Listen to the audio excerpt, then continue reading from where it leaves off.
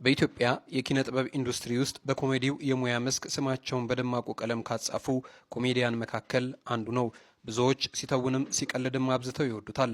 አንዳንዶቹ ደግሞ ኖርማል ወሬም ሲያወራ ያዝናናል ሲሉ ምስክርነት ይሰጡለታል።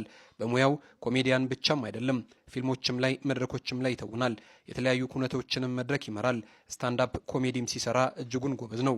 ወንደሰን ገና ልጅ እያለ ጀምሮ ለደረጀና ለሀብቴም የኮሜዲ ጽሑፍ እየጻፈ ይሰጣቸው እንደነበርም ወዳጆቹ ይናገራሉ። ወንደሰን የተወለደው ጃን ሜዳ አካባቢ ሲሆን እድገቱ ደግሞ አዋሪ አካባቢ እንደሆነ ይናገራል።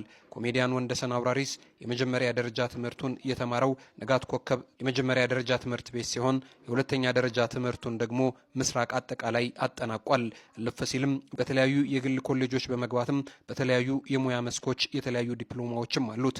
ኮሜዲያን ወንደሰን አውራሪስ በሙያ ባልደረቦቹ ዘንድ እጅግ የሚወደድና የሚደነቅ ሲሆን አርቲስቱ ባለትዳርና የአንዲት ቆንጅዬ የ9 ዓመት ልጅ አባት ነው።